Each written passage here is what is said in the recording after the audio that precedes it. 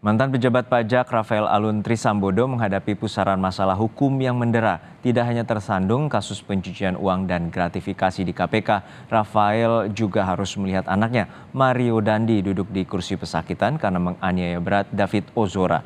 Rafael kini terjerat antara kasus harta dan tahta yang mendera keluarganya.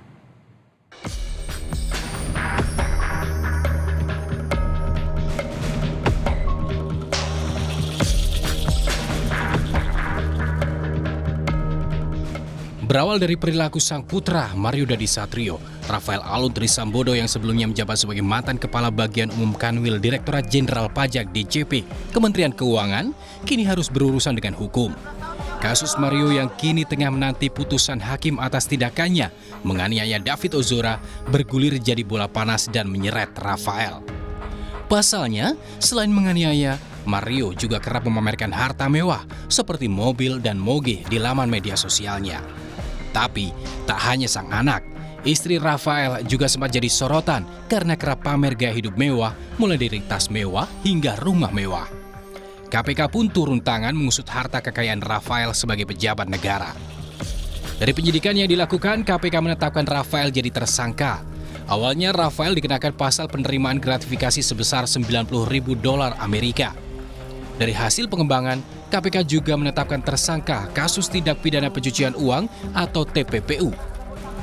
Dalam dakwaan, tim jaksa KPK memaparkan seluruh dugaan perbuatan pidana Rafael dalam kasus saat ini dan KPK menduga Rafael menerima gratifikasi sebesar 16,6 miliar dan dugaan pencucian uang sebesar 94,6 miliar rupiah dengan total nilai korupsi mencapai 111,2 miliar rupiah. KPK menyebut kasus ini merupakan kasus pertama yang berasal dari pemeriksaan LHKPN. Tentu KPK secara cermat akan menyusun dakwaan dan mempersiapkan alat-alat bukti karena ini sebagaimana kita ketahui berbasis dari LHKPN ya. Tidak menjadi kebiasaan KPK berbasis penyelidikannya berbasis dari LHKPN. Kalau ini sukses, maka kemudian terobosan ini akan menjadi preseden baru dari hasil LHKPN.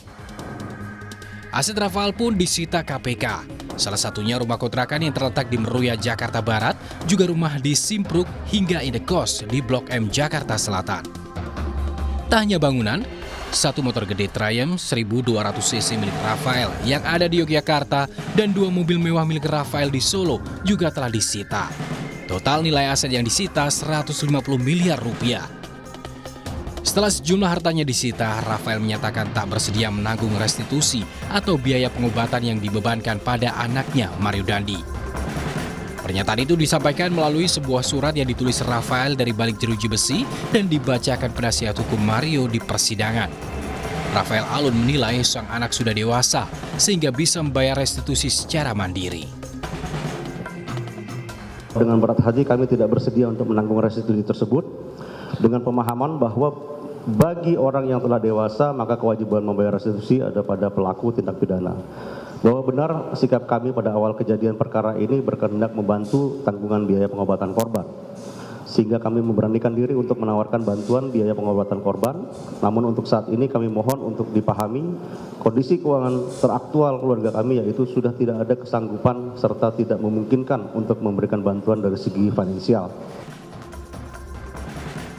Kini baik Mario Dandi dan sang ayah Rafael Alun sama-sama tengah menghadapi jalan panjang persidangan. Rafael menghadapi persidangan perdananya di Pengadilan Tipikor sementara sang anak menanti putusan hakim yang akan dibacakan pada 7 September mendatang. Tim Liputan Kompas TV. Untuk mengetahui informasi lengkapnya kita sapa jurnalis Kompas TV Tifal Solesa yang saat ini berada di Pengadilan Tipikor Jakarta. Tifal, apa saja poin dakwaan yang telah dibacakan oleh jaksa dari KPK terhadap terdakwa Rafael Alun Trisambodo? Dalam dakwaan pertama, Juno, Rafael Alun Trisambodo ini dijerat dengan dugaan tindak gratifikasi sesuai dengan pasal yang dialamatkan ataupun juga dijatuhkan kepada Rafael ini di Undang-Undang Tindak Pidana Korupsi. Disebutkan bahwa Rafael ini menerima gratifikasi sebesar 16,6 miliar rupiah bersama dengan sang istri Erni Mikotorondek di sejumlah perusahaan, bahkan sebagian besarnya ini adalah perusahaan yang terafiliasi langsung terhadap keduanya. Salah satu perusahaannya itu adalah perusahaan yang berada di lingkup bidang konsultasi pembukuan dan perpajakan. Tujuannya ini ada hubungannya dengan pengondisian hasil pemeriksaan pajak perusahaan yang diduga bermasalah. Itu untuk dakwaan pertama. Sementara untuk dakwaan kedua dan ketiga, Rafael dijerat dengan tindak pidana pencucian uang dengan dugaan penerimaan ataupun juga tindak pidana pencucian uangnya ini sendiri dalam selama 20 tahun terakhir dari tahun 2003 hingga 2023 sebesar 94,6 miliar rupiah. Ini dibagi dalam 2 termin.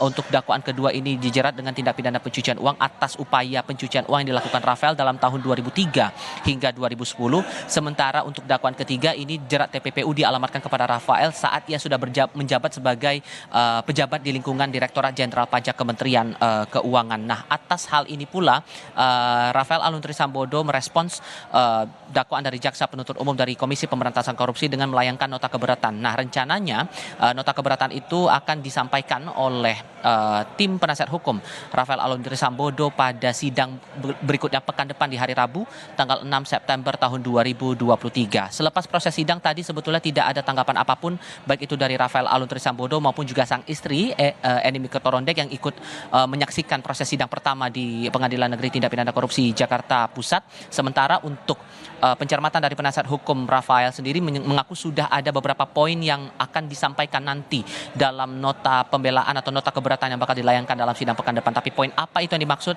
Ini yang juga menarik untuk dicermati dalam sidang berikutnya, mengingat jadwal eksepsi atau penyampaian nota eksepsi dari terdakwa dan juga penasihat hukumnya ini 1 hari sebelum vonis yang dijatuhkan oleh Hakim Pengadilan Negeri Jakarta Selatan terhadap sang anak Mario Dandi Satrio. Jono. Terima kasih atas laporan lengkap Anda, Tifal Solesa dari Pengadilan Tipikor Jakarta.